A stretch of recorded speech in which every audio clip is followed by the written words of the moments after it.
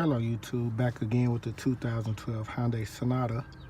About to change the rear brake and the rear rotor. Tools that I needed for this job was a small sledge, a bar to use for leverage. I have the 1/2-inch breaker bar. Wheel lugs was a 13/16, 1/2-inch drive, 3/4 drive with a 14mm on it. You're also going to need a 19mm and a 12. Let's get started. First off, you're going to have to remove the brake caliper.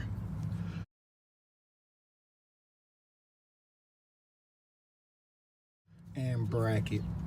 And to do that, that's where your 14 come in. So you have one bolt at the bottom, one bolt on the top.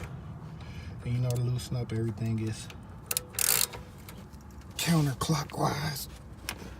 Put this phone down.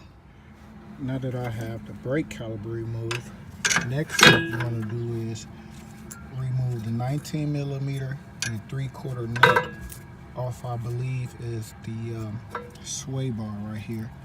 So you want to remove that next because there's a bolt behind here that is hitting.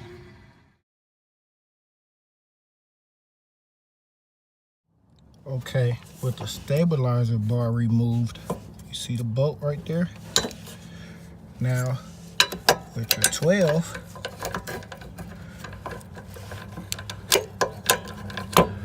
you go up in there and remove that one. And there's one here on the top.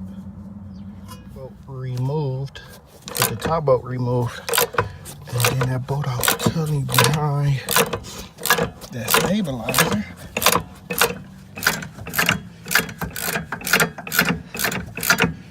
12mm.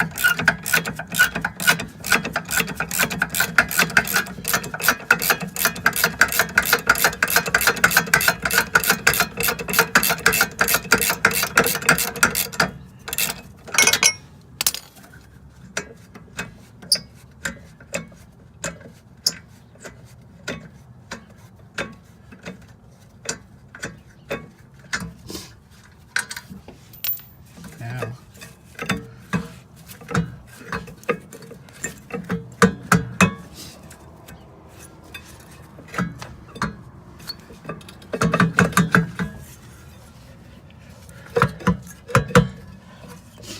oh, don't forget to remove the brake pads.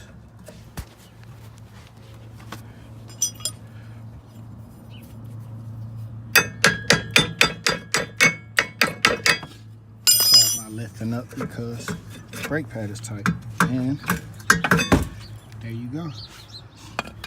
Now I don't have my screw in here.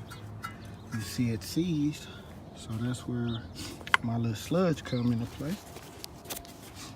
Tap it.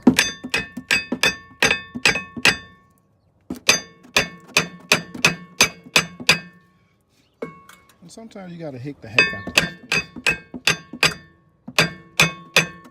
Changing it anyway. And there it is. It's off. Get your brake cleaner, spray it up, and that's it. About to reassemble. When you get your new rotor up out of the box, make sure you use brake cleaner. Reason for brake cleaner, it comes with the film on it that they say can damage the brake. So you just spray it up over your rotor and just make sure you just wipe it real clean, which I have already pre-done, and now I'll go.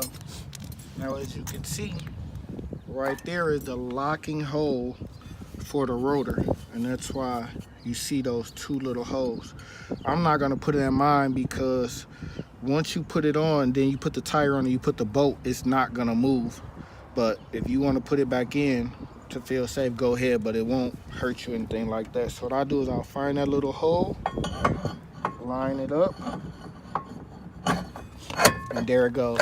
And if you want to put the screw back in and just hold it in place, it was the Phillips screwdriver that you took out. Now the next thing you want to do is you have to get your brake bracket, which I'm just going to basically Use a wire brush or something to break stuff, to make sure you remove any little rust or anything like that off of it. Just make it easier going back in, since everything that you're putting on is new now. So now this goes behind it here, which I'll take over now. Thank you, dear. You gotta make sure it's lined up, what you see there. And right here is the two 12mm bolts. So as you see, it's only two. One here on the top. And then you just, move your bracket up till you feel it bite. Just get it started. Here it is, I got it started. Remember your stabilizer bar here. You gotta push that down. And your other 12 goes in there. If you could see the gapping, see the bar right there? It goes. That's why you gotta take the bar out, because you won't be able to get to it with that bar there.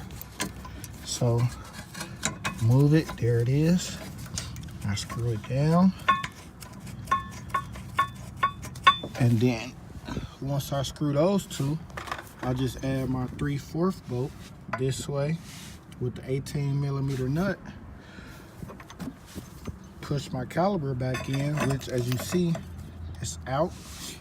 So what I use is a C-clamp right here. Just put the C-clamp on and push that back. And you have changed your rotors and your brakes.